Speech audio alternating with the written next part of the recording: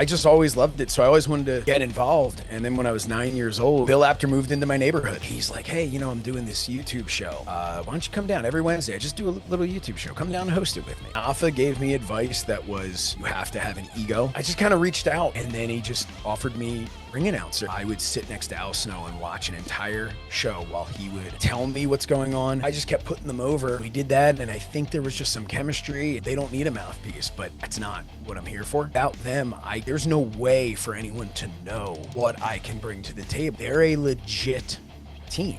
They are legit wrestlers, and pro wrestling's underappreciated. Manager of the decade. Sense of Slaughter, man, I've never experienced something like that.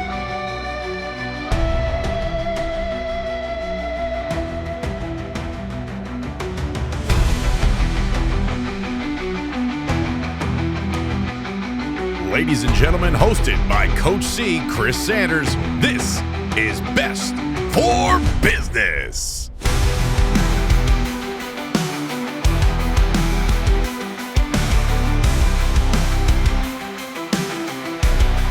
All right, everybody, welcome back to the channel. Another episode of Best for Biz. This one, I've said to him, I'm so pumped for. Josh Shernoff, thank you so much for joining me for this one.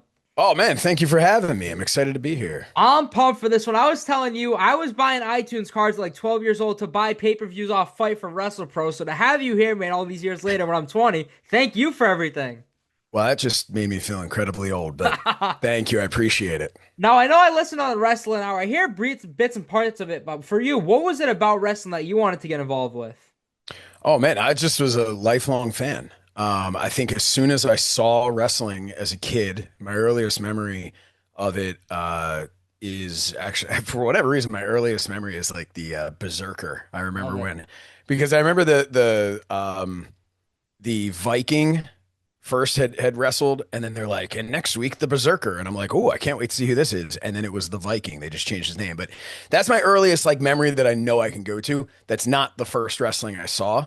The first wrestling I saw, I think, was WrestleMania 4, I believe it was the double cassette or double VHS. My brother had rented it from the video store, so I'm sure I saw that, but just really 1989, I guess, was initially for me. And I fell in love with it. I was a big, as a growing up, I was a big He-Man fan, Ninja Turtles, things like that, all the juiced up, 80s cartoons. So I think when I saw wrestling, it was like, here's a real life version of that. What's interesting though, is I was not a Hogan guy or a Warrior guy. I was a Bret Hart guy from day one. Loved Bret Hart when he was in the Hart Foundation. And then, I like to think I predicted that he'd be a huge star, but man, I just always loved it. So I always wanted to get involved. And then when I was 9 years old, Bill Apter of the famed Apter mags, which he hates when people call PWI the Apter mags and everything. But Bill Apter moved into my neighborhood. And that was PWI was bought and moved their offices from New York to Bluebell, Pennsylvania, which is not too far from where I lived. And Bill moved into my neighborhood, and the rest, as they say, is history. We always joke that my brother and I were practically, waiting for him as the moving trucks pulled up. It was that was it. I mean, to me, I think Bill moving into my neighborhood created this perception of that pro wrestling was attainable in some way, that like, oh, maybe I could get involved in this business in some way. And so that kind of started it there. Now, this is going to be me being a mark for you. What comes first? I remember you helping out with ECW, but you do OVWs. ECW first? Yeah, so ECW was, again, with Bill Apter, it was May of 99, Hardcore Heaven 99 in the Mid-Hudson Civic Center in Poughkeepsie, New York. Yeah. And I helped Bill carry his bags in. That was really it. I had my press pass, and that was amazing to me. And at that time, I had been planning to start my own promotion because I wanted to wrestle so badly. I was 15 years old. I wanted to wrestle so badly. And everyone's like, well, you can't. You're 15. And I looked around at everybody in school. Everyone's playing football. Everybody's playing baseball, soccer, basketball. And then I'm looking at the the other side, the entertainment side of it, and everybody's doing theater. And I'm looking at this going, wait a minute, you can do sports and not to mention amateur wrestling, right? Yeah, yeah. So I'm looking at this, I'm going, wait a minute. At 15 years old, I can play every single sport that is a professional sport, and I can go and do theater, but I can't do professional wrestling, which is sports and theater combined. So to me, I thought, well, I'm going to do it. Why not?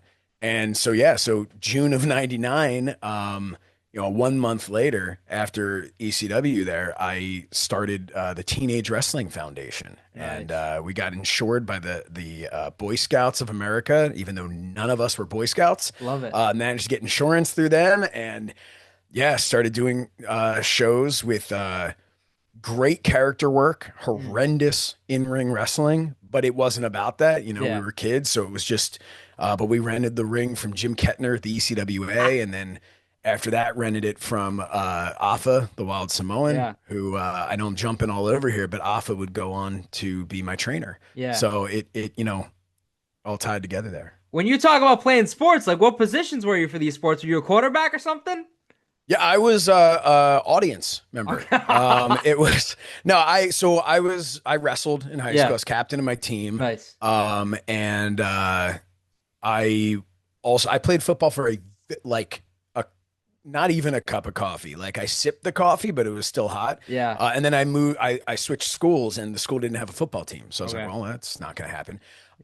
But yeah, wrestling was always my thing. So even amateur wrestling, as different as it is from pro wrestling, to me, it was like, I want to wrestle so badly. Hey, this thing's called wrestling. Why don't I do that? Yeah. I'd put a singlet on and think to myself, well, all right, I'm getting closer, right? I'm wearing some form of spandex now. So that was kind of my thought process was also, this toughens you up. This is amateur wrestling toughens you up. And so I did that. I played some other things too. I played volleyball. I played tennis for like a minute. But they weren't, basketball was not that, at 5'8", I was, really had any opportunities there, but it was the same time as wrestling. So that was never even, in my mind. And then of course like we talked about, there was no football at the school that I went to. So yeah, wrestling just kind of became I was all in on that. How was the transition? Obviously not running the ropes and things like that, but making the transition from amateur to pro wrestling for you. Yeah, I like to say I wasn't a good enough amateur wrestler that it was so difficult, right? Okay. I wasn't Kurt Angle who just, but again, it was, to me, it was two completely different things. I didn't have the issue of, I've trained so hard to get off my back and now it's telling me be on my back, because I was a pro wrestling fan from day one. So to me, it was, okay, great. I've been doing all this other stuff. Now I'm learning pro wrestling. Mm-hmm. And so it wasn't, there was no, I had my struggles with learning stuff, learning to bump and run the ropes and all of that, like anybody else would, but I don't think it had anything to do with, changing from amateur to pro. Yeah. So you mentioned Afa. I'm curious for you, what are like the biggest lessons you think you learned from him? One of the biggest lessons I learned from him was when I started, promoting again. Like I said, I had done the teenage stuff. Yeah. When I started, after training with Afa, and I wanted to go back to running shows. Now I was old enough that, I got, I got a license at the State Athletic Commission as a promoter, when I was 18. And so like, as soon as I could, I got that. And Afa gave me advice that was, both as a wrestler going out into the indies, but also as a promoter. And the advice was, you have to have an ego, because otherwise these people will walk all over you. And I remember in the beginning kind of thinking like, well, I was also always taught by Afa too about respect. Respect is the most important thing in this business. So there was kind of this juxtaposition between being taught by this man, respect, and then, hey, also have an ego. Yeah. But as time went on, I was able to kind of understand what it was that he meant by that, which was, it didn't mean walk around, follow that, and like I'm the, I'm the greatest in the world. It was believe in yourself, stay true to yourself. And if this is a direction you want to go, especially as a promoter, this is the direction we want to go. Don't let some, brother, we should do this differently. You have to, right or wrong, commit to what you believe in. And so that was one of the best pieces of advice. But I think everything else was just kind of learning by watching and by, I think he was so respected in the industry, respected beyond his stardom, if that makes any sense, right? Like obviously Hall of Famer, legend, everybody knows Afa the Wild Samoan, the Anawahi family, everybody knows that. But what Afa was to the business is so much greater than I think fans who knew him as one half of the Wild Samoans or knew him as the manager of the Head Shrinkers, right? Yeah. Like, I don't think those fans get what respect he had and the hand he had in training so many different people. I mean, you look at what Billy Kidman's doing today. Billy Kidman trained at the Wild Samoan Training Center. He was not, I don't believe he was even 18, which, I kind of jumped into that club as well and started training before I was 18 because I think they saw me going there and showing up at the school from 15 until I was 17. I think by the time I was 17, they're just like, all right, get in the ring. We're gonna we're gonna start training this kid. And I know Billy Kidman did the same thing. And it was and now Billy Kidman is still with WWE and a very important piece of the puzzle there. So I think, Afa's, and then obviously the Samoan dynasty, the bloodline, goes without saying, but, I think I just learned respect. Nice. And I'd love to say I learned it instantly, but I think it was one of those things that as I went on in this business, I was able to, and as I got older, I was able to look back and go, okay, that's what he meant. I see it now. Okay, this is where the ego needs to be. This is where I need to not have the ego. This is where, right? So there was a little learning curve at some point, especially starting as young as I did. It's an amazing. I was just joking around. I was talking with Danny Doring about this this past weekend, and I was saying, I believe I know so much less now than I did at 19. Wow. At 19, man, I knew everything. I knew everything there was to know about wrestling and the business and all of that. And then it was somewhere around, in my 20s where I started to go, I really don't know everything. And now at this point, I sit there and I'm a sponge still, even though I'm not in ring. I'm still, what can I learn? What can I, and I love to listen to the people put matches together and work on, the psychology of it. And so I just love it. Love the industry. When you talk about your career, did you have like a moment where you finally realized that pro wrestling doing it itself wasn't something that you were going to pursue and decide help behind the scenes or with the microphone for you? No, my last singles match that I had was against Rich Swann. It was his first singles match that he ever had. It was in 2008, the end of 2008. And he, to no fault of his own, he did a crucifix pin to me. It was just, and it was like there were like a 3-pin combination. I think that was like the second one. I landed, pin was fine. I kicked out of it, rolled backwards, and just in doing so, felt this crunch in my neck. And I had neck issues before and stuff. And, at this point, I don't know which came from there or whatever, but, I've herniated discs and, what are they called? Like not ruptured, but, it doesn't matter. But I have, in my back, in my neck and all that. So that kind of took me to like, okay, I'm going to take a little time off now. That was right after OVW, I was still, or maybe it was like a year after OVW. So I'm still kind of, at that point, my body needed a little bit of a break. And then as time went on, I just had, real world working and stuff and just kind of being like, okay, started settling in there. Yeah. And that I'll come back in a couple months, maybe another month, maybe 6 more months. And then before you know it, it's just like, yeah, I'm not, I can't do this anymore. My neck's still crap. I can't, And so it kind of just, I never had like I'm done and I'm moving on to this next thing. So years went by, Hmm. and then Bill Apter and I are always in touch. I have no career without Bill.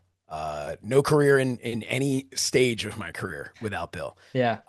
Because I bumped into Bill, and after we hadn't seen each other in a couple years, and he's like, hey, I'm doing this YouTube show. Why don't you come down every Wednesday? I just do a little YouTube show. Come down and host it with me. I'm like, all right, I'll do that. Yeah. That's fine. And I did the show, and it was a lot of fun. And we interviewed Conrad Thompson, Nice. who was promoting the first Starrcast. And live on the air, Bill goes, yeah, I think we're going to send Josh on behalf of the After Chat to Starrcast. And Conrad's like, great, love to have you. And we get off the thing, and I said to Bill, I'm like, are we really? Are we really sending me? He's like, yeah, call Conrad. I'm like, I don't have Conrad's. Like, I don't Yeah. know. So, but I reached out to Conrad, and he was like, man, absolutely love to have you there. Nice. And that was it. That was the first Nice. time when I went to Starrcast. It was the first time I picked up a microphone to do interviews. Hmm. So it was, and from there I started doing the podcast with Bill. Yeah. And I was then given an opportunity. Someone asked, hey, do you want to do some color commentary? Sure, that'd be kind of fun. Yeah. The play-by-play guy didn't show up, so I ended up doing a Joey Styles Yeah. that night. And I'm like, I'm actually kind of good at this, Yeah. And I was Yeah. like, so it really was these stages. And while doing the podcast, I started doing So Says Shernoff, which was the satirical wrestling news show, because I wanted something that showed a little more Yeah. personality. And from there, that got picked up by Fight. And then from there, I started hosting for Fight. Yeah. And from there, I ended up director of programming and creative at Yeah. Fight. And all of that, like I said, and that opened up the opportunity with WrestlePro. WrestlePro was on Fight. I was going to check it out. Kevin Matthews, who, by the way, going back to 2002, when I was promoting TWF, promoting their shows, Kevin Matthews was one of the people that I booked. Wow. And he had told me it was the first show he ever had in Pennsylvania. Wow. So Kevin's just like, you want to sit and do commentary? Well, yeah, sure. Why not? Yeah. Sat me next to Dave Sturchio, and all of a sudden, you can't fake chemistry. Hmm. And it was just like and Pat told me afterwards, Pat Buck, and it was just like, yeah, we'd like to have you guys do this again. Nice. and again, and Yeah. again, and again. So, yeah. When you look at your career, this is me being a mark. There's so many moments where I marked for you. So the first one I ask you about, I forgot when you were announced for it, but I remember coming out, I think it was like April 2020. How does your opportunity for Retromania come? Because I remember you didn't even have the beard for it. I didn't know, no. And but I will say, and by the time this airs, the downloadable content will already be out. Oh, and I love will it. have a beard. A new suit too, or no? I know, same suit. I wasn't like, it was enough they're doing the beard. I Yeah, wasn't gonna be yeah. like, and guys, I need you to change. Well, they posted some of the wrestlers you can customize soon, so maybe the ring announcer. Yeah, I don't know, right? My kids keep going, well, when can we use you as a wrestler? And I'm like, no. I'm like, I don't think so. But maybe one day. Yeah. I saw what they were doing, and at that point I'd been doing a lot of hosting. Mhm. I had hosted the international broadcast. I think at that point I had hosted the international broadcast of the pre-show for the first Dynamite Okay. for AEW. And so I was doing a lot of hosting and stuff. I know I had done stuff with Ring of Honor at that point already. So I just kind of reached out to Michael Herman, who creates it all, and said, hey, I don't know I don't know what you guys are doing as far as announcers, as far as like if there's anything, but if you need anything, I'd love to be a part of it. Yeah. And he's like, I think I might have an idea for you. I'm like, okay, that's kind of fun. I had no, like, what does that mean? Yeah. Right? Like, I don't know. And then he just offered me ring announcer. And what was funny was I feel like I've done everything there is to do in this business in front of the camera and behind the camera. Mhm. I've never been a ring announcer. Wow. So to be a ring announcer for the only place I've ever been a ring announcer is the Yeah. Retromania video game. Insane. And so I was like, well, let me record some stuff, and if it sucks, no hard feelings. And Yeah. they loved it. And it's for me, it was one of like the proudest moments of my career, right? To Yeah. be able to be in a video game, it was crazy. Yeah. And to be able to continue to work with them, and they've now announced, obviously with Demolition, Macho Man, Yeah. and to, I mean, look, I'll never announce Demolition and Macho Man to the ring for real, Yeah. but well, maybe Demolition, who knows, Yeah. right? You never know. But to be able to do that and be able to have people playing as Macho Man, and there I am announcing Macho. It's just like weird stuff that Yeah. was never even on my bucket list, Yeah. right? But like I have the display behind me here of all the, Hasbro's and stuff like that I collected over the years. And Mhm. so to me, just to be able to, and it's just like I also have above me all of like my own action figures up here. Yeah. Like Okay. it's that was another one where it was just like I just did not think this was happening for me Yeah. when I decided I wasn't going to wrestle anymore, or it was decided for me, however that worked out. Yeah. There were certain things that were kind of like, a kid's dream in the back of your mind, my action figure being in a video game, that were just, it wasn't even like I came to terms with that I wasn't ever going to have that. It was Mhm. just so beyond the thought that I'd ever have that Yeah. I never even thought about it. So, Yeah. then to get it has been incredible. Yeah, you mentioned it. So the first thing I was going to ask you about the action figures, but before that, I believe, how does the idea come with Blue Meanie? Because first, isn't it the 2-pack? And Yeah. then you somehow get like 6 different versions of it? Yeah. So I have a total of 7, I love it. which I think every time that's said, I think Brian Myers dies a little inside. It's so I was doing they announced, Cello Toys announced they were going to do Nick Aldis, and they Mhm. put that out there. Yeah. And I was doing the Mind of the Meanie podcast with Blue Meanie. And I'm looking at this and I'm going, Meanie's never had an action figure other than that what is it, FTC or whatever. Yeah. And it was just garbage. Yeah. The head falls off and it's weird. They're locked in the Um, packaging. Yeah, it's just so Yeah. bizarre. And I'm like, that's not like, he needs a real action figure. And looking at the retro style and that Hasbro style, I'm like, no, like nobody is more, as they say, toyetic than the Blue Meanie. I Yeah. mean, this guy is, he deserves it. So I reached out to the company and I said, hey, I'm doing this podcast with Blue Meanie. We'd love to do it. And we'd love to do it in a way that maybe promotes our podcast. Right. And it was just kind of a misunderstanding where they came back and they gave some, they laid out, this is how it works and all that. And they just mentioned like a 2-pack. And so I'm kind of like, what, and what are you thinking as far as this 2-pack? I'm thinking, are they looking at current Meanie, and then maybe there's a BWO Meanie, like what, I'm trying to think. And they're like, oh, we thought you wanted to do, and they didn't know that I was the host. Like they thought I was just reaching out. So like, oh, we thought you wanted to do Blue Meanie and his podcast host.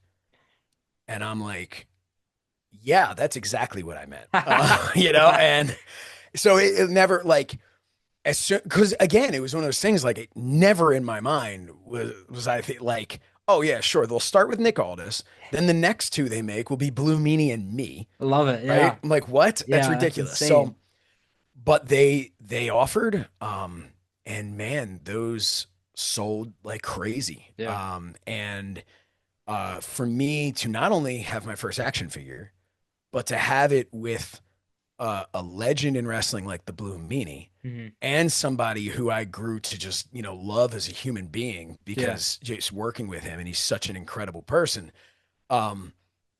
Again, it was one of those things where I'm just like, how is this really happening? Yeah. Right? Like this is so cool. Did you have many interactions with him when you were first going to ECW, or was he not there yet? No, he wasn't there. Okay, It was in okay. '99 was Oh, when yeah, I okay. did, and I was only at ECW a couple of times. Yeah. And no, Meanie was in WWE at the Okay. time, or WWF, and Yeah. yeah. So no, I think the first time I met Blue Meanie was at the first Starrcast. Nice. So yeah, it's kind of funny how it came to be, but Yeah. yeah, and he's just such an awesome person. Yeah. A wealth of knowledge as well that I don't think people think about because the nature of his comedic character. I don't think Yeah. they get how much he knows, but also he trained with Al Snow, and I had the privilege of training kind of with Al. I didn't train in ring with Al, but I would go and help set up the ring at OVW.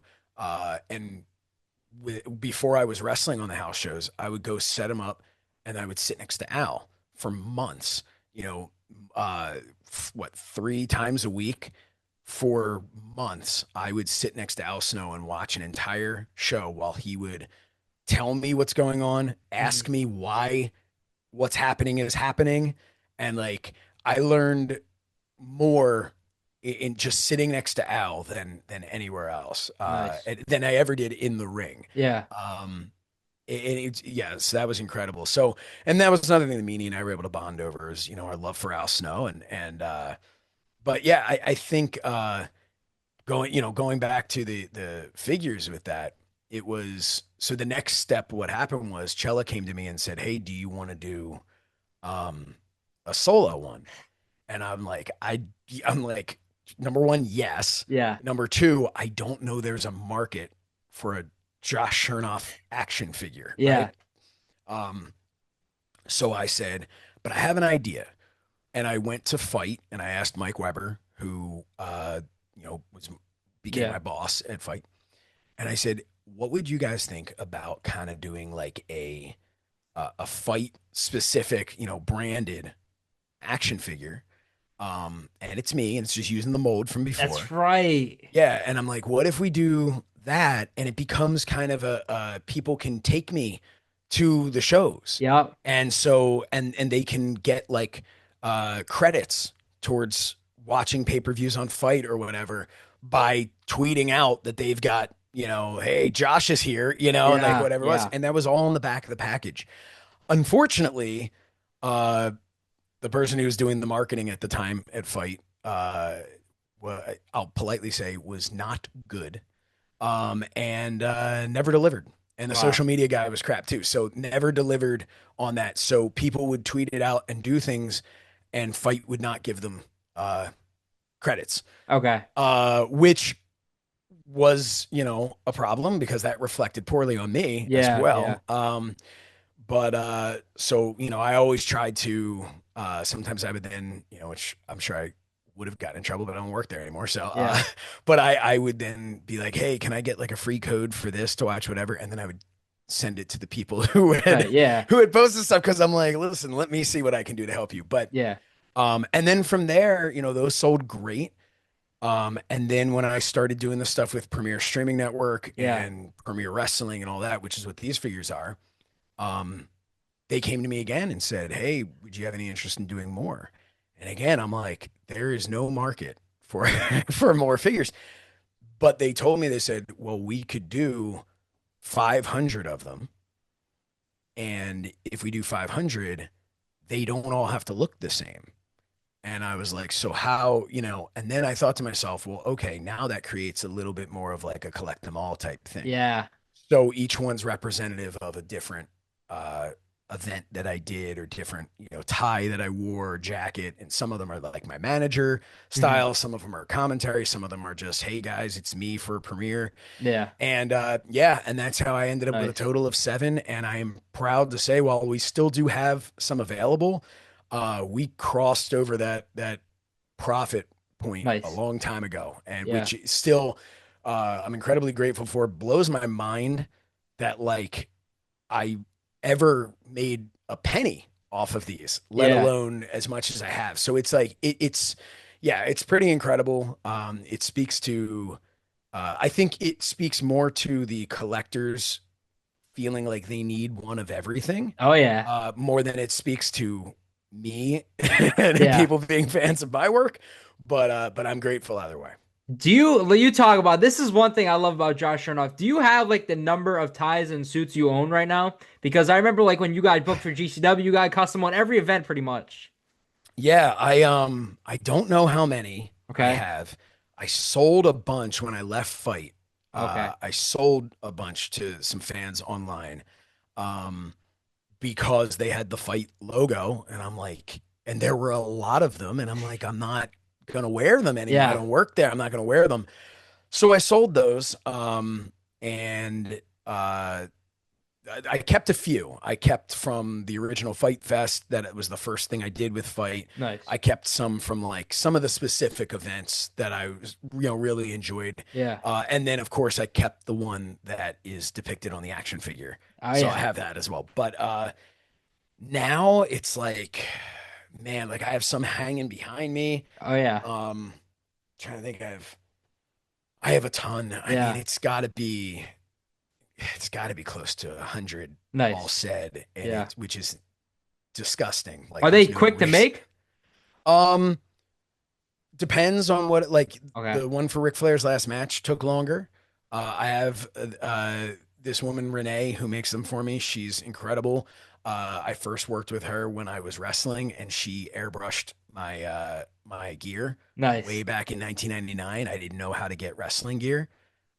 So I got a singlet from the amateur wrestling catalog. I Yeah. got a singlet and took it to get airbrushed, and that Wow. was that was how I did that. My first merch shirt that I had, it was just an airbrush shirt that I wore because I'm like, well, I Nice. don't know how to get these made, and Yeah. so all these years later, when I went, and that goes back to with Bill Apter, when I first did the YouTube show with Bill, I was wearing like a dark blue I guess just like a collared shirt or something, Yeah. or a polo shirt.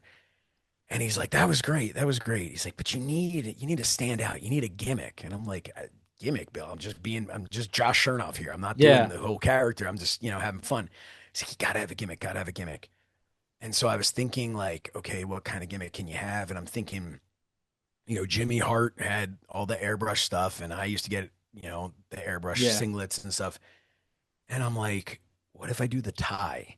Like not so over the top like a Jimmy Hart, but what if I do the tie and I make it and I just get like a nice like after chat tie, Mhm. which I got made. And Bill goes, I love it. I need that. And I'm like, yeah. And he's like, no, I really need it. I'm like, son of a. So I gave it to him. Yeah. He still wears it sometimes, Nice. but yeah. So then I started getting them like, oh, it's Starrcast. Okay, let's get a Starrcast tie, and then let's get one for every day of Yeah. Starrcast, a different thing, and it just grew from there. And that's where it came from, just the idea of standing out. So Yeah. my thought also was, if someone was going to describe me, and it happened, it ended up coming true when I was working at Fight. Someone goes like, as far as they wanted a host for something, and they go to Mike Weber and they go, "What about that guy who always has the ties?" Nice. And Yeah. that was my idea, was because people aren't, if they don't know my name, they're not going to go, what about that, average sized white guy with brown hair? Yeah. Okay. Yeah. Who Yeah. are we talking Yeah. about? So the guy with the ties, it's like, okay, that's my way to stand out. And now as a manager, I have the jackets and stuff too, because I think that, that helps with the presentation. Yeah. And it also helps with the presentation of showing, when I show up, especially to a new place, um, and I have a tie for their event or for their promotion, or for just whatever match it is that's Mhm. happening.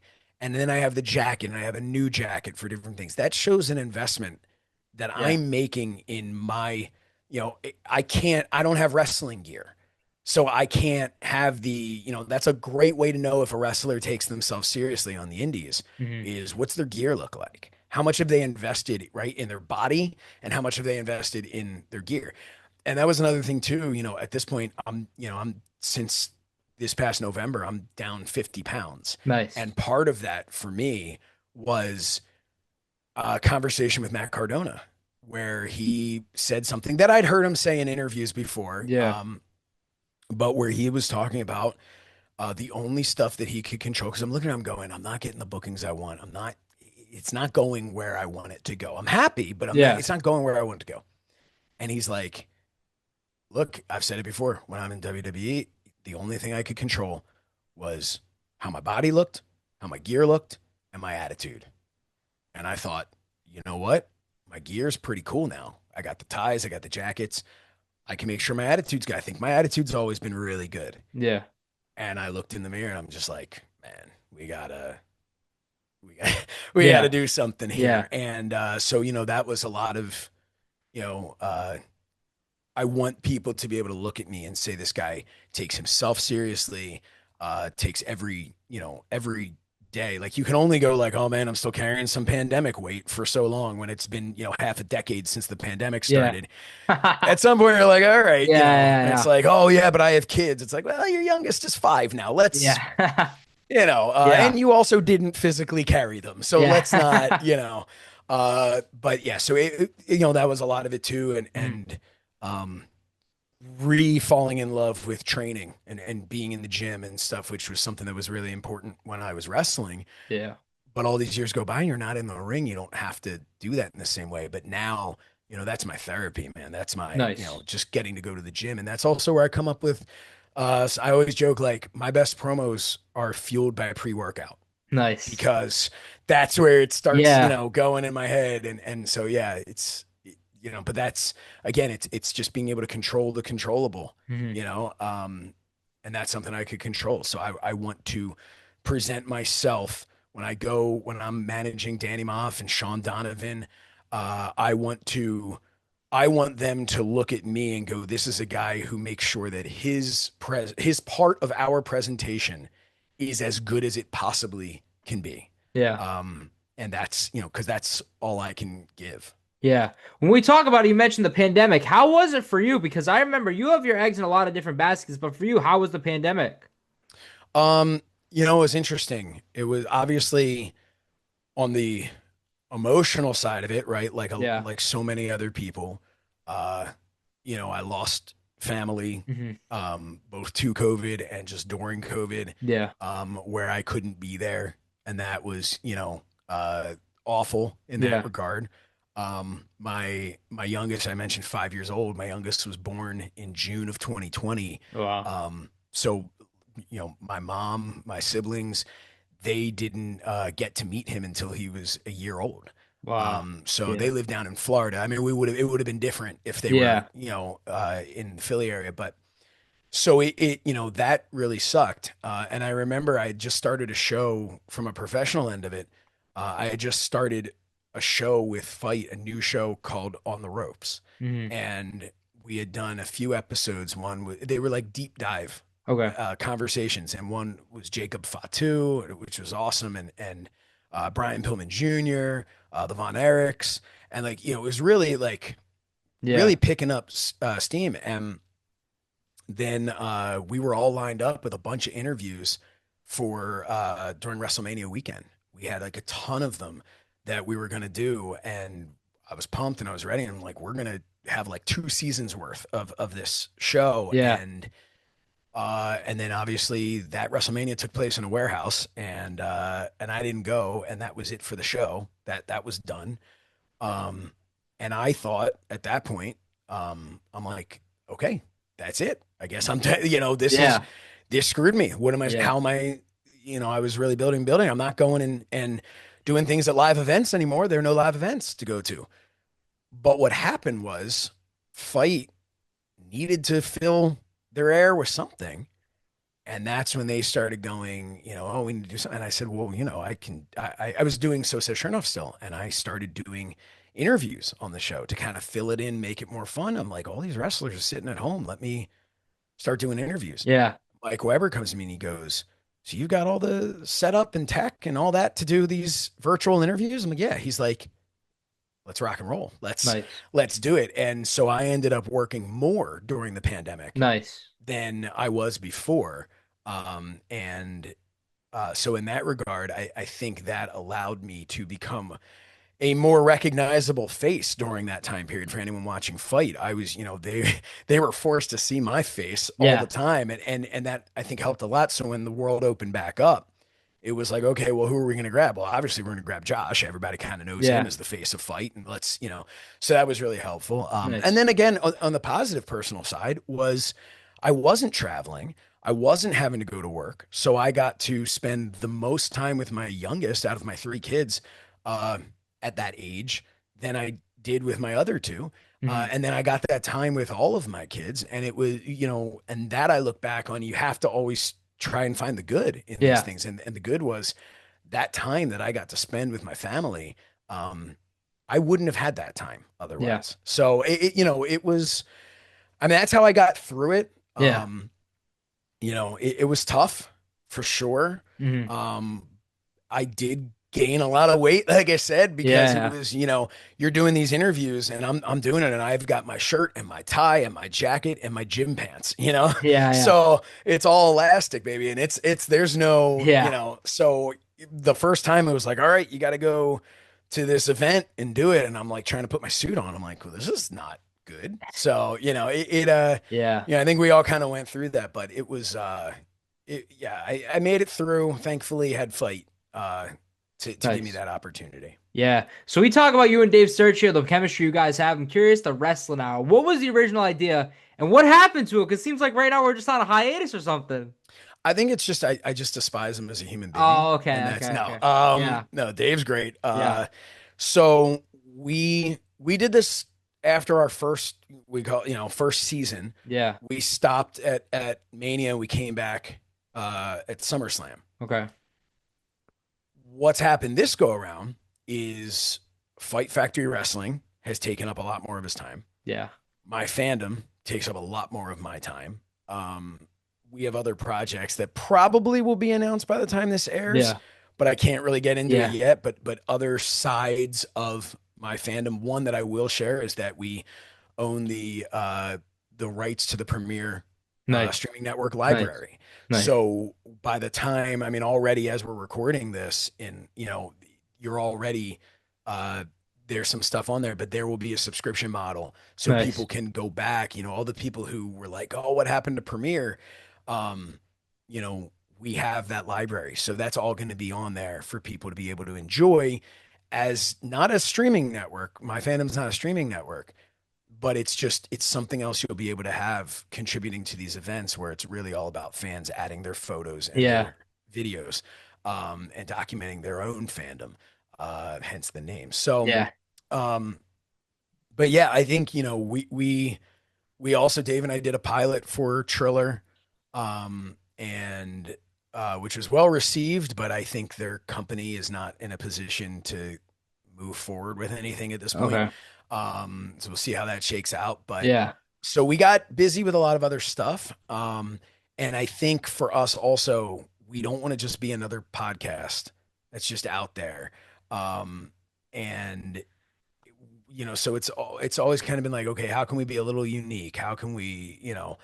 So right now, I think we're just kind of in a waiting period of like, we've got enough going on. Not to mention Dave also has, Chop Sports Media that he runs and, Yeah. his studio there. And it's, so I think between the projects that I'm working on, be it my fandom or my fandom adjacent, Yeah. my schedule with, ACW Fight Factory, the more, that I'm doing with Fight Factory now as well. And just any other work that I'm doing with, Sean Donovan and Danny Maff. And, it's a scheduling thing. Mhm. And the worst thing, and this as a podcaster, the worst thing you can do is lack consistency. Yeah. So we can take a break and say, hey, it's the end of the season, so no one's expecting it. Mhm. No one's expecting to have it there. And they're all waiting, okay, eventually they'll come back. But once you come back, man, you got to be every week. Yeah. You can't be like, we're off this week, but Yeah. that's it. Then no one's gonna, no one's gonna listen anymore. So, and then also I've been very, fortunate that with ad-free shows Mhm. and podcast heat, they've had me on. I've gotten to guest host 83 Weeks with Eric Bischoff. Nice.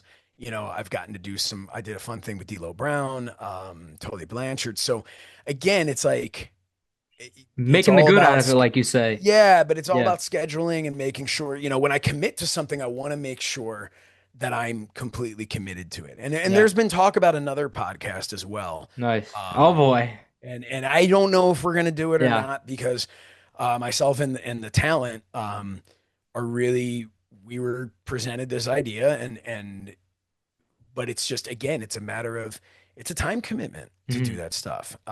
And especially for me as producing it as well. So I don't ever want to be half-assed with anything Yeah. I do. And I like that reputation of, if Josh Shernoff is doing this, we know we're going to get 110%. Yeah. And, or at least in my mind, I think I'm giving Yeah, 110%. Other people can judge, Yeah. but, yeah. So, I can't imagine that it's never going to come back. I Yeah. feel strongly that it will at some point. I loved the original primetime wrestling style that Yeah. we did. Obviously, much harder to produce that than to, in studio together. But it was such a unique thing. But again, something like that was a matter of, is the juice worth the squeeze, as they say, Yeah. right? Are we getting enough viewership? Are we getting enough sponsorship for it to make sense? So, Yeah. we'll If you see. remember, I bought Triller for 1 month to watch you guys when Dave posted he signed a contract. I bought it and watched Yeah. it. We signed a 4 episode deal Yeah. with them, and which was great. And they sent me out for WrestleMania to cover Nice. the collective, which was Yeah. awesome. Yeah, at this point it hasn't worked out, but it wasn't for lack of interest from either side. Mhm. It's just, it's business. Yeah. And, it was left with pretty much, you know, when this is something that can happen, it will.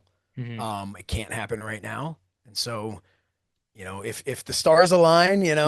we're Yeah. available at the time, then, I'd love to do it again. But yeah, but the wrestling hour is fun. It's fun to be Nice. able to sit and just talk wrestling with Dave. Yeah. Yeah, so hopefully there'll be more of that.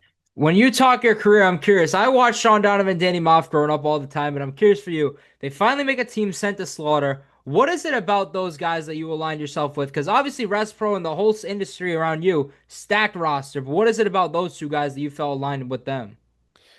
It kind of came about from I got to give a lot of credit to those two guys. I was doing the commentary and just, Moff turned heel. Hmm. And so I started, I was riding Moff hard when he was the baby face. Yeah. And to the point where he was legit hot at me for doing that Yeah. on commentary because we didn't really know each other. He's like, Yeah. who's this guy? Um, and so I'm constantly, Dave is, Danny Moff, the house that Moff built. And I'm like, whatever, who is this guy? Who do you ever beat type Yeah. thing? Okay. Even though he's beaten everybody. Yeah. But I'm taking that approach. So as soon as he turned heel, I'm instantly like, I've told you all along how great Danny Moff is. This is all, I'm Yeah. jumping the bandwagon there. And I think Moff took note of that and was like, oh, I like how this guy's putting me over. So then one time he was like, let's do a backstage interview and have, and Shernoff will interview us. And we did that. And I think there was just some chemistry. And he's like, you're our interviewer from now on. And I don't know that we ever did any other backstage interviews Yeah. after that, but it was like, so, and then so I just kept putting them over. And Wrestle Pro was very like, do whatever you want, but we don't want to put you at ringside with them. We don't want, I don't think they quite got what we were doing because Moff and Donovan are not guys who need a mouthpiece. Yeah. And I think a lot of people look at managers as a mouthpiece and don't Mhm. understand what a good manager actually brings to a presentation. So it was like, okay, like they don't need a mouthpiece, but that's not what I'm here for.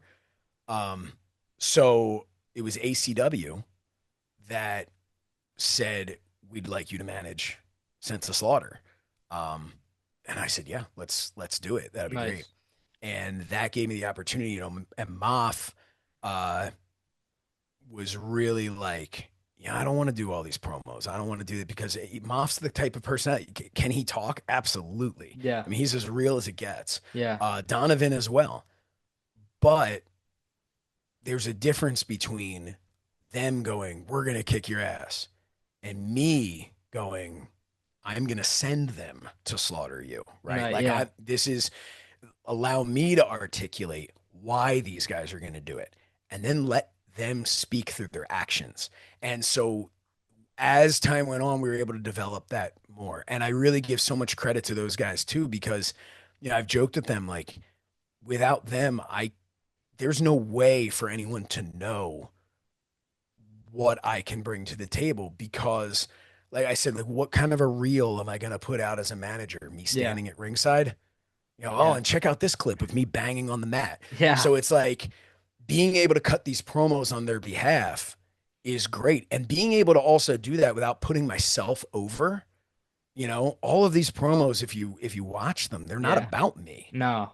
They're about, as I always say, I serve at the pleasure of Sent to Slaughter because it's about them. Because at the end Mhm. of the day, it is about them. My role with them is to help to present them, to be Nice. a piece of it. And Yeah. I think that, you go back to the 80s, early 90s, managers were, I mean, that was such a massive part of Yeah. the presentation. And now it's not really there anymore. Yeah. And if there is a manager, they're kind of a they're they're they're like window dressing. They're like Yeah.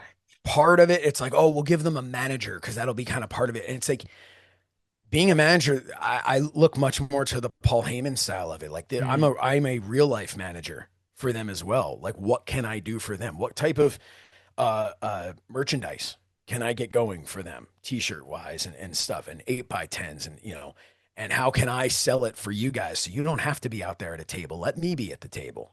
Wow. They see you when you walk through the curtain, and that's so it's all about how to present them. And I think also for me, I've been lucky enough that they're a legit team. They Mhm. are legit wrestlers in the strongest sense of it. They are everything that is good about old school wrestling Yeah. and everything that's good about new school wrestling. They had a match at Richard Holliday's show, Yeah. Miracle Narcissistic Gen. Behavior. Yeah. And I think they tore the house down with them.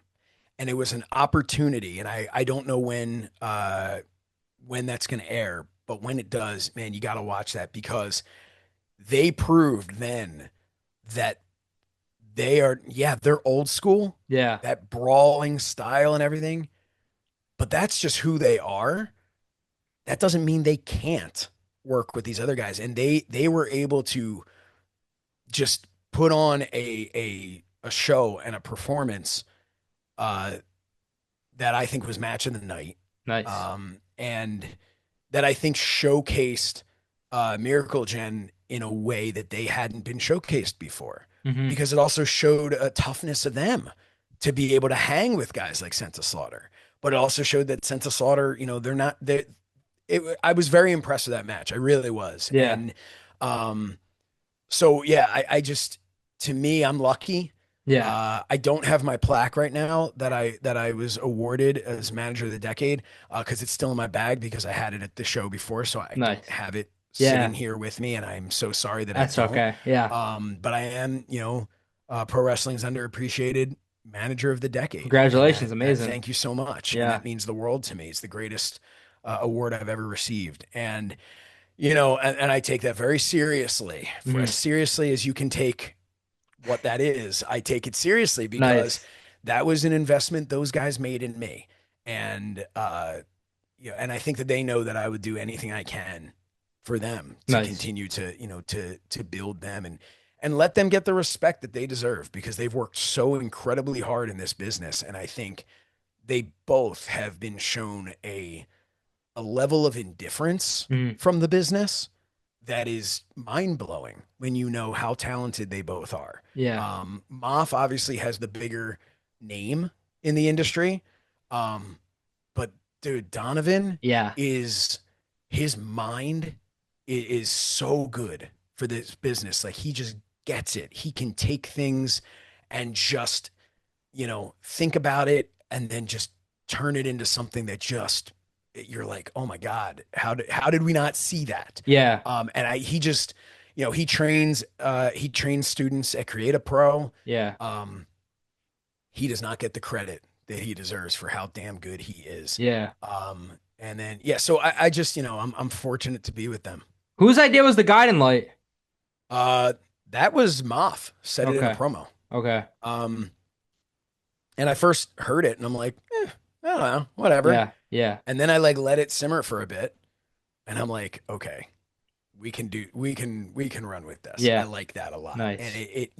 and it also, because not only is it a nickname, but it's descriptive of what I do for them, right? Like it's the idea is like I was saying for a while, I'm not their manager, I'm their strategist. that's what it is. And I have 26 years in this business. And like I said, trained by Afa the Wild, Yeah. sat under Al Snow's learning tree, was in the ring for 10 years. So when I talk to them, and this is genuine, they ask my opinion. Mhm. And they are brilliant minds in this business, but everybody, the smartest person in the world, needs to bounce ideas off of somebody else. Yeah. So with me, I'm able to kind of listen to what they're saying and go like, here's another idea. If it's crap, just tell me it's crap, but Yeah. here's an idea. And so far I think I've been all right, Yeah. with Yeah. my ideas um and just again, just to have guys like that listening to me, like I Mhm. know how long I've been in the business. I know what my resume is. Yeah. So it's, but still to be respected by them, to guys who easily could say, I've got more shower time than you have ring time. Yeah. At the, for them to value my opinion at all means the world to me. And again, I take it very seriously. Nice. I'm never going to tell it right or wrong. I'm never going to give them an opinion that is what I think they want to hear. And I think that they're getting to that point now where they trust that and they embrace that, because it's great to be like, oh man, that match was great. Yeah, man, you were awesome. That only carries so much weight, because if you're Yeah. deep down going like, man, I didn't feel this, but Shernoff said it was great, but I feel like he's just blowing smoke. That's not going to help. I Yeah. need to be honest with them, because I want them to know. Because then when I turn around, when they are hard on themselves on something, and I go, guys, trust me, this was good. Listen to what the crowd did. Listen to it. Now they trust me. Now they Nice. can, they know that I'm not just blowing smoke. So, Yeah. yeah. When you talk ACW, what does it mean like for you the first time at least to go back to that building that you've had so much history with all these years later and being a performer for them? It's incredible and Yeah. continues to be incredible. Nice. Um, the first show back there was a full circle moment for me. Getting to be on the same show as Joel Gertner, who I first met in that building on my Nice. first night in wrestling. Yeah. Um, that was crazy. Just be like, man, now I get to walk out on that stage that I watched, Rob Van Dam, that I watched Tommy Dreamer, that, and all these guys. Like, that was so cool. Yeah. Then the second show was one day shy of, I guess it was, of 26 years. One Wow. day shy of 26 years from that ECW Hardcore Heaven. Yeah. And now I'm actually working, getting physically involved. And then, as it found out that I paid off Joe Gertner, and he Ah. helped, and to get to again work with Joel in that way, but to Mhm. get, and that show, to me, the heat that we got, Sense of Slaughter, man, I've never experienced something like that. It was Nice. incredible. Yeah. The reaction that we got from that crowd. And that's where, we have the t-shirt now, Embrace the Heat, Yeah. available at prowrestlingtees.com/so says Shernoff. Love it. But again, that was, I'm like, man, now 26 years later, almost to the day, in this building. And then you fast forward to the next show, and it just keeps, I keep getting to do cool things like this most recent one. Mhm. Now I got to get involved in the ring. I was assaulted on my testicles by Vanessa. She assaulted me, and it was, and I'm still emotionally dealing with it, and might have to have a surgical procedure, but it's, but at the end of the day, Yeah. I got to be in the ring. I got to cut a promo, which is all thanks to, Sense of Slaughter. And, just being like, they wanted me to be seen in front of the live audience. Nice. They wanted that opportunity for me, and to stand there and get get 1,500 people chanting asshole at you. Man, you got to be in this business to understand, and be a heel in this business to understand why that's such an amazing feeling. But it was an amazing feeling. And it was validation that the work that I've been doing, that I haven't just been this that I haven't just been this hanger on to Sense of Slaughter, that my promos have at least been resonating enough with the audience that they're looking at me going like, no, we hate him too. We don't just hate him because he's with Sense of Slaughter. We hate him because of the stuff he's saying. And so that was awesome. And now we just keep going, man. Yeah. The next show, which may have happened by the time this airs, but it's a ladder match. Nice. That's going to be crazy. We've got some, we're not slowing down. So Yeah. I just think, and I believe my kids are coming to that show, Nice. which will be the first time they've ever seen me perform in any Wow. way. Nice. So that's again, so it keeps, so what does it mean to me? It seems every show seems to just get bigger and bigger and Yeah. bigger, in that building. So, yeah, it's incredible. And that building's just so much history. Yeah. So, I mean, it's awesome to be a part of that. No pun intended, awesome, Yeah. but Yeah. it is. It's amazing. Yeah, so as we're wrapping up, a few weeks ago it was posted that Josh Shernoff, you're going to be joining the team for Fight Factory Wrestling. But I'm curious for you, what was like your initial reaction to Fight Factory Wrestling? Obviously, Chris Payne said it, his dream was to run a show on the Jersey Shore. Huge success, had another success after that. But do you get involved with it? And I remember the first show, I think it was. What was it, a different tie for every guy who managed too? Yeah. Loved Yeah, it. different Yeah. time for each guy. The first show I did commentary with them. Yeah. And it was, I mentioned ACW putting me and Sense of Slaughter together, but that which is true, but Fight Factory did it first. Okay. They had me with Maff, they had me with Donovan, they had me with Trax, they had me with Victor Benjamin at the time, and that was the first show was a little awkward and like taking them down, then going back and doing commentary. And then the second show is taking them down, going back and doing commentary. The second show, Danny Moff's entrance was something special. That was awesome to do. And that was, I'll take credit for the idea. I won't take credit for how cool it was, because that was how it was shot by GoPro. That's how it was, or GPW Productions now. And that's how it was, and just the as the kids love to say, aura of Danny Moff. But I thought about it because I went back to the locker room and then walked back up to the ring before the show. And I'm like, this is a long walk. Mhm. And as I'm walking down that corridor, I'm seeing all of those things. I obviously didn't create that shot. That's a thing, but I'm seeing it and I'm going, indie shows, you don't usually get that type of venue. You don't get that opportunity to get a shot like this. And I'm like, this is a long walk. And we're all going to walk together, and that camera should catch it. Nice. And that was, it was so cool. That was such an awesome moment. Fight Factor is really, and that was, I'll give all the credit to Sturchio. Yeah. Sturchio was like, after WrestlePro had said, apparently they've never heard of Bobby Heenan, but it's unheard of for a commentator to also be a manager. And Dave was just like, no, not only is it not unheard of, we're going to do it.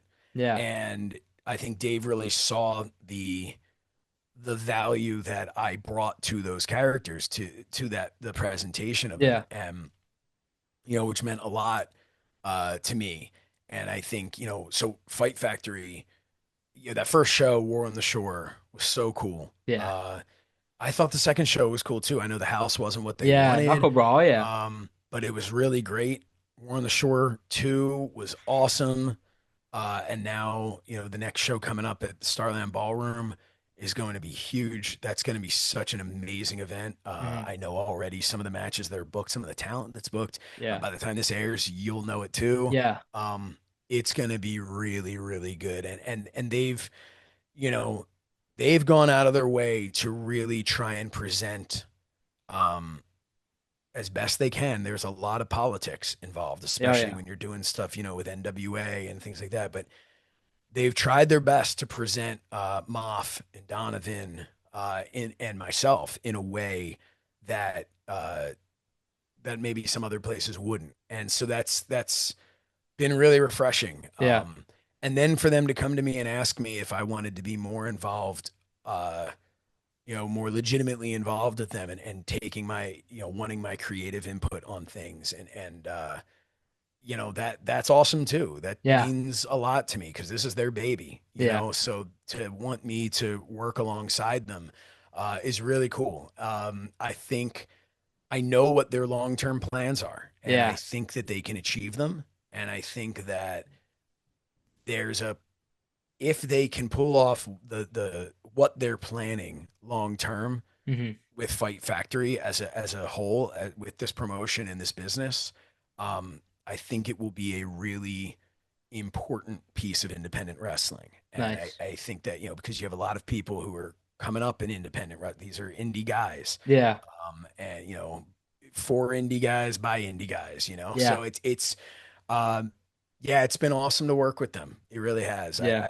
I've enjoyed it, and it's a good team there. It's a really good team. Um, they're a very passionate team. Dave can get very passionate Oh and yeah. sometimes too passionate. But getting to see the team go, hey man, let's, let's remember why we do this. Yeah. Everything that Dave does it's passion, man. It comes Mhm. from just a love for this and Yeah.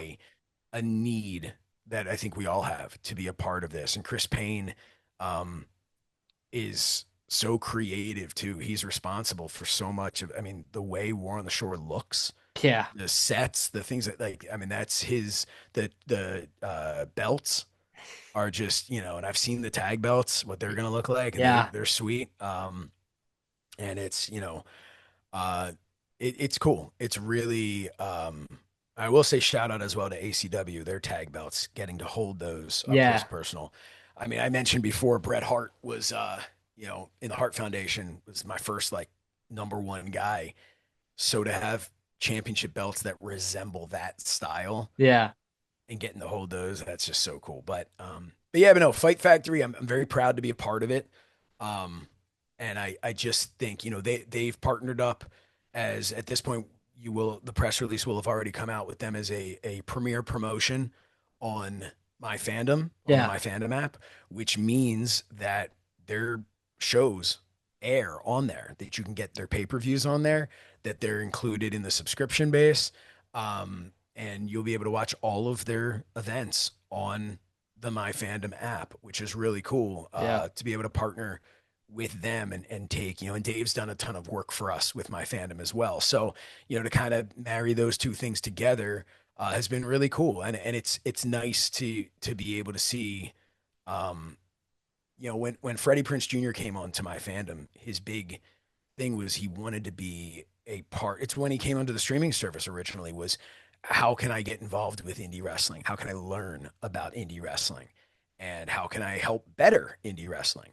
Yeah. And, when we realized that streaming wasn't, I don't want to say wasn't needed, but it really wasn't needed. There wasn't, YouTube was, you can't make much money on YouTube, but you can get it to a much larger audience on Yeah. YouTube. Um, and I think that it became a thing where we said, okay, that's great. We can be another streaming service. That's fine. But we're better than that. We can do Yeah. more than that. There's more we can give to this industry. What can we do? And that's where the idea for My Fandom came about, which was, let's bring the fans all in to one place for each promotion. If they're at an event, they check in. Yeah, that's why it says check in, mark out, Hmm. because that's it. We want to see your photos. We want to see your videos. We want to see what memorabilia you picked up at the show. And the first group we partnered with was Squared Circle Expo. They've been amazing to work with. Nice. So it's, and I expect we'll be doing some stuff I know we're doing some stuff with ACW that's actually even beyond the app, which, that I'll come back another time Yeah. and put over, because it's going to be really cool. Nice. And again, it's all about indie wrestling. It's Yeah. all about giving something back to indie wrestling. Yeah. I forgot last Monday at like midnight, you should look at transactions I bought War on the Shore on the My Fandom app. Yeah, there you go.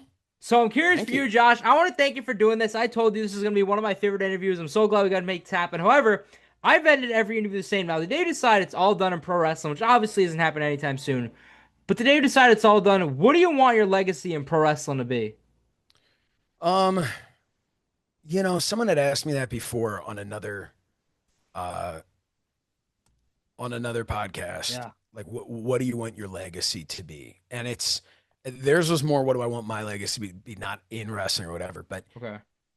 but I'll kind of tie it together. So I have two, right? Nice. I have the legacy that I want people from the outside of the business looking at me. Uh, there's two sides of it. So I guess it's really three. You're getting a Yeah, long answer here. that's okay. It's all I know how to do. So it's on one hand, I like the quote that Bret Hart gave when he won the world title the first time. And I'm sure I'm paraphrasing, but that even the biggest dreams can still come true. That's kind of the lesson I want for my kids Yeah, to see it. I want, other people who are trying to make it in the business, who love the business as much as I do, who maybe look at themselves and go like, like me, I'm 5'8" and my neck is crap. What, yeah, what's next? There are so many ways to be a part of this business and a contributor to this business and to be able to make those dreams come true. So I hope that that's on that end is that, that the biggest dreams can come true. yeah, I would like fans to look at me as an on-air personality. Um, I'm going to be completely honest with you. I'd like my legacy to be people saying he's the GOAT yeah, because I'm going to say this. I'm going to put this out right now. yeah, I think indie wrestling in general, and I think we're gonna move Paul Heyman out of the conversation because Paul Heyman's an anomaly. He is not a manager. He's not Paul Heyman at any stage of his career. Paulie Dangerously was a Hall of Fame worthy manager. hmm What Paul Heyman did in ECW, revolutionizing the industry, Hall of Fame worthy. I mean, he revolutionized the industry. yeah, What Paul Heyman did with Brock Lesnar was Hall of Fame worthy, just that run. What Paul Heyman did with the Bloodline, Hall of Fame worthy, just that run. yeah, He is, and then none of that is to even say what he does as a writer, what he does as a mentor hmm in the business to people. So I'm going to put Paul Heyman aside because he is, you can't even say he's the greatest of all time because there's no one else in his league. yeah. He's a different breed. Right. So Yeah, I'm not even going to say he's the greatest of all time because that would mean he's comparable to somebody else. And I don't think he is. Um, so him aside, I don't believe there is anyone in wrestling today who can hold a candle to what I do as a manager with my promos, as a color commentator. I just don't think there is anybody who can who can hold a candle to what I do. yeah, And I think that if someone were to look at me, and I've said this before with managing Sent to Slaughter, the only reason that Sent to Slaughter are not WWE tag team champions or AEW tag team champions right now is because they haven't been given an opportunity. I believe given the opportunity, and some people will be like, oh yeah, of course. Like, I'm not kidding. yeah, Given that opportunity, I promise you, these guys could walk out at WrestleMania at the age they're at, the experience they're at. They could walk out at WrestleMania and have a WrestleMania quality match. And I promise you, the promos that I could deliver, that they could deliver, and the presentation that we could give could be match of the night. nice. And people will look at it and go, man, is this guy full of his own crap? But prove me wrong. Yeah, Give us an opportunity. This is what I've said all along with things is I'm a better manager than anybody in WWE, than anybody in AEW, than anybody in TNA, than anybody in NWA. I'm absolutely, and this sounds cocky and in character, but I'm being serious. yeah, I know I am better. Not because I just stroll in, wake up in the morning, roll out of bed, and I'm just the best. I work hard. I yeah, take it very seriously what I do. I treat it like the art and the craft that it is. I'm not just some guy who bought a fancy jacket and called himself a manager. yeah, yeah. So to me, I look at it and say, prove me wrong. hmm Give me that opportunity and let me walk out on AEW television. Let me cut a promo and have crickets. You know what I mean? Yeah, Let that suck. And then I can turn around and go, well, apparently I'm not as good as I think I am. mhm, Right. yeah, But until you give me that opportunity, yeah, who is anybody to say that I'm not that good, that I'm not the greatest of all time? yeah. So that is the legacy that I want. Nice. I want to be seen as the greatest of all time at what I do. And I know that I can do that if given the opportunity. Yeah, The final piece of how I want to be, of the legacy I want, hmm is behind the scenes in the industry with the boys and girls, with the promoters, with the crew, with everybody there. And I want that legacy. I want people to say, nobody ever outworked him with whatever he was given to do. And trust me, that's an easy thing to say when I don't have to get in the ring. Yeah. You know, it's easy to go, oh, no one can outwork me. And then they go and have the, the greatest match and I'm just standing there. Yeah. But what I mean is, if I'm given something, I'm going to do it to the best of my ability. Nice. If you want a promo from me to promote a show, you're going to get 3 at least. I'm going to do whatever I need to do my job the best, but I'm also going to be approachable. I'm going to be polite. I'm going to be friendly. I'm going to be somebody that they can look at and say, he is a pro's pro. He is as professional as they come. He is a pleasure to have in our locker room, because no matter how good you are on camera, if you are not someone that people want in the locker room, man, you just get out. Yeah. Get out of the business, because it's not happening for you. So I want that legacy to be that I took the smallest thing on the smallest show in front of the smallest crowd and treated it like it was WrestleMania. Nice. That's that legacy that I'd like to have backstage. Yeah. Well, Josh, thank you so much for joining me. I remember reaching out like months ago to do this. So the fact we got to do this make this happen, man. Thank you. Yeah, man. No, thank you. It's a pleasure. Yeah. Pleasure to speak with you. We got to do a part 2, because in a year from now, you're going to do so much more in pro wrestling. Oh, I hope so, man. Yeah. You too. So let's do it. Hopefully. Thank you, Josh, for doing this. And thank you, everybody, for watching this episode. This was Best for Business. Thank you for watching this episode of Best for Business. Don't forget to like, comment, and subscribe. Until next time, because this is Best for Business.